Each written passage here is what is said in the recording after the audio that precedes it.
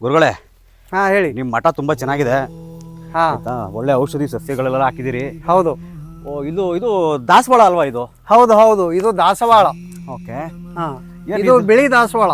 ಹಾ. ದೇವರ ಪೂಜೆಗೆ ಅಂದ್ರೆ ಶಕ್ತಿ ದೇವತೆಗಳ ಪೂಜೆಗೆ ಅತಿ ಮುಖ್ಯವಾಗಿದ್ದು ಬಹಳ ಪ್ರಾಮುಖ್ಯತೆ ಕೊಡ್ತದೆ. ಇದರಲ್ಲಿ ಅಂತ ಶಕ್ತಿನೂ ಇರ್ತದೆ.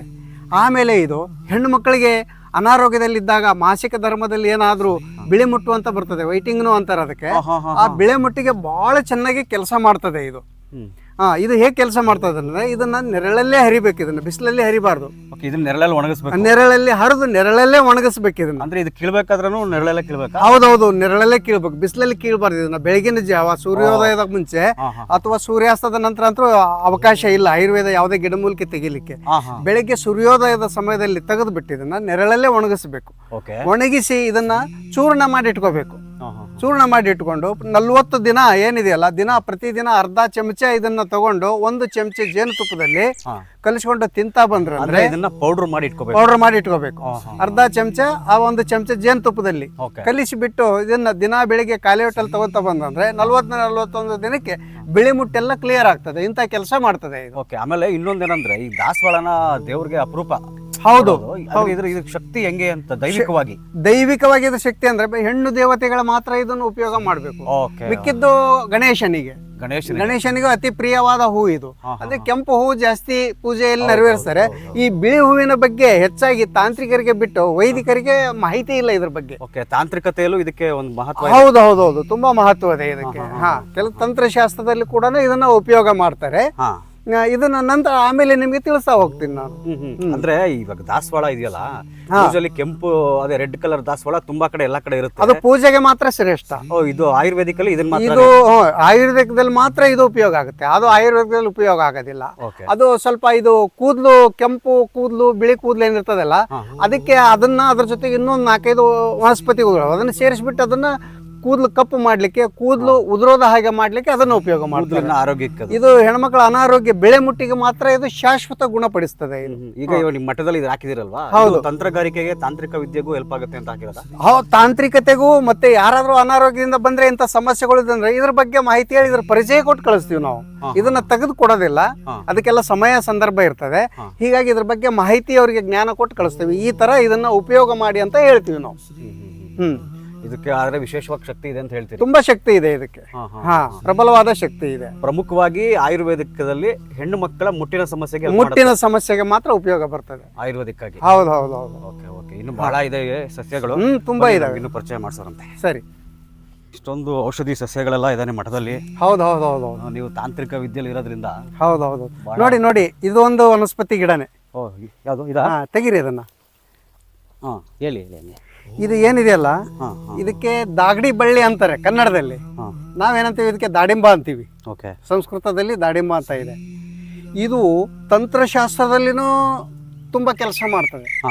ಆಮೇಲೆ ಆಯುರ್ವೇದಿಕದಲ್ಲಿನೂ ಕೂಡ ಕೆಲಸ ಮಾಡ್ತಾರೆ. ತಂತ್ರಶಾಸ್ತ್ರದಲ್ಲಿ ಯಾವ ತರ ಕೆಲಸ ಮಾಡುತ್ತೆ? ತಂತ್ರಶಾಸ್ತ್ರದಲ್ಲಿ ಇದರ ಬೇರನ್ನ ತೆಗಿಬೇಕು. ಅದಕ್ಕೆ ಒಂದು ಸಿದ್ಧಿಯ ದಿನ ಅಂತ ಇರ್ತದೆ, ನಕ್ಷತ್ರ ಇರ್ತದೆ. ಆ ಮಂತ್ರ ಸಿದ್ಧಿ ಪರ್ಟಿಕ್ಯುಲರ್ ಆಗಿ ಇದೇ ನಕ್ಷತ್ರ. ಹೌದು. ನೋಡ್ಕೊಂಡೇ ತೆಗಿಬೇಕು. ಆಮೇಲೆ ಎಲ್ಲಿ ಬೇಕಲ್ಲೇ ಹುಟ್ಟಿದ್ದು ಇದು ಬರೋದಿಲ್ಲ, ಇದು ಹುತ್ತದ ಮೇಲೆ ಬೆಳೆದಿರ್ಬೇಕು. ಅದು ವಿಶೇಷ. ಇದು ನಾವು ಎಷ್ಟು ವರ್ಷ ಹಾಗೆ ಬಿಡ್ತೀವಿ ಹುತ್ತದ ಮೇಲೆ, ಅಷ್ಟು ಉದ್ದ ಬೆಳಿತಾನೆ ಇರ್ತದೆ. ಇದು 100-150 ಅಡಿ ಉದ್ದದವರೆಗೂ ಬೆಳಿತಾನೆ ಹೋಗ್ತಾ ಇರ್ತದೆ ಇದು. ಅಂತದ್ದು ಆಯುಷ್ಯ ಜಾಸ್ತಿ ಆಗಿರ್ತಕ್ಕದ್ದನ್ನ ತಕೊಂಡ್ರೆ ತಂತ್ರಶಾಸ್ತ್ರದಲ್ಲಿ ಇದು ವಶೀಕರಣಕ್ಕೆ, ಉಚ್ಚಾಟನಕ್ಕೆ, ಮೋಹನಕ್ಕೆ ಎಲ್ಲದಕ್ಕೂ ಕೆಲಸ ಮಾಡ್ತದೆ. ಇದ್ರ ಬೇರೆ ಅವಶ್ಯಕ.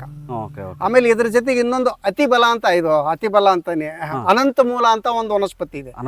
ಅನಂತ ಮೂಲ ಅದು ನಮ್ಮ ಏರಿಯಾದಲ್ಲಿ ಇಲ್ಲಿ ಹುಟ್ಟೋದಿಲ್ಲ. ಅದು ಇನ್ನೊಂದ್ ಕಡೆಯಿಂದ ತರಬೇಕು. ಇದು ಎರಡು ಸೇರಿದಾಗ ಮಾತ್ರ ತಾಂತ್ರಿಕತೆಯಲ್ಲಿ ಕೆಲಸ ಮಾಡ್ತಾರೆ. ಅಂದ್ರೆ ಇದಕ್ಕೆ ಬಹಳ ಮುಖ್ಯವಾಗಿ ಯಾವ ನಕ್ಷತ್ರ ಹುತ್ತದ ಮೇಲೆ ಬೆಳೆದಿರ್ಬೇಕು, ಹುತ್ತದ ಮೇಲೆನೆ ಬೆಳೆದಿರ್ಬೇಕು ತಾಂತ್ರಿಕವಾಗಿ.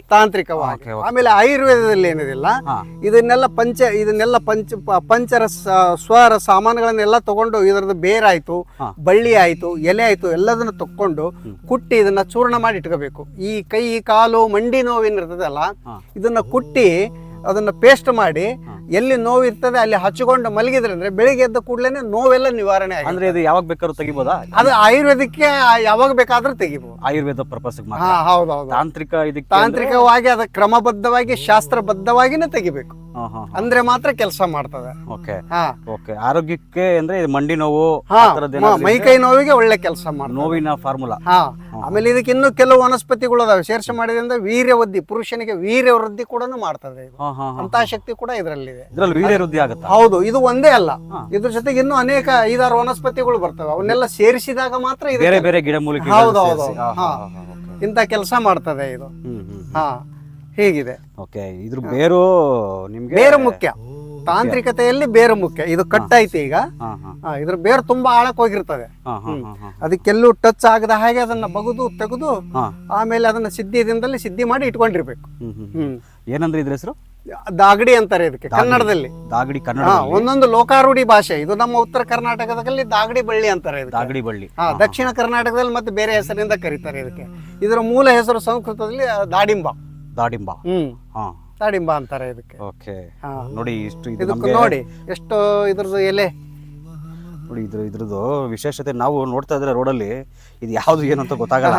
ಆದ್ರೆ ಎಲ್ಲಿ ಬೇಕಲ್ಲೇ ಹುಟ್ಟಿದ ಕೆಲಸ ಮಾಡೋದಿಲ್ಲ. ಹಾ ತಾಂತ್ರಿಕವಾಗಿ ತಾಂತ್ರಿಕವಾಗಿ ಹುತ್ತದ ಮೇಲೆ ಬೆಳೆಯುತ್ತಾ ಇದು. ಹೌದೌದು, ಹುತ್ತದ ಮೇಲೆ ಹುಡುಕ್ಬೇಕು ಅದನ್ನ. ದುರ್ಲಭ ಸಿಗೋದು. ಹಾ ಹಾ. ಪುಣ್ಯವಂತರಿಗೆ ಮಾತ್ರ ಸಿಗ್ತದೆ ಹುತ್ತದ ಮೇಲೆ ಬೆಳೆದಿರೋದು. ಅದು ಅಪರೂಪ. ಅಪರೂಪ. ಹಾ ಹಾ ಹಾ. ಅದಕ್ಕೊಂದು ಮುಹೂರ್ತ, ಹೌದು. ನಕ್ಷತ್ರಗಳು ನೋಡಿ ಹೌದು. ಕಿತ್ತು ತಾಂತ್ರಿಕವಾಗಿ ಉಪಯೋಗಿಸ್ಕೊತೀರಿ. ಉಪಯೋಗಿಸ್ಕತ್ತೀವಿ. ವಶೀಕರಣ. ಆಮೇಲೆ ಇನ್ನೇನು ಯಾವ್ದು ಹೇಳಿದ್ರಿ? ಇದಕ್ಕೆ ಅನಂತ ಮೂಲ. ಓಕೆ. ಇನ್ನೊಂದು ಗಿಡಮೂಲಿಕೆ ಸೇರಿಸಬೇಕು ಅದಕ್ಕೆ. ಹೌದೌದು, ಇನ್ನೊಂದು ಗಿಡಮೂಲಿಕೆ ಸೇರಿಸಬೇಕು. ಅನಂತ ಮೂಲ ಮತ್ತೆ ಇದು ದಾಗಡಿ ಬಳ್ಳಿ ಸೇರಿ ಮಾಡುವಂತ. ಹೌದೌದು, ಮಾಡುವಂತದ್ದು.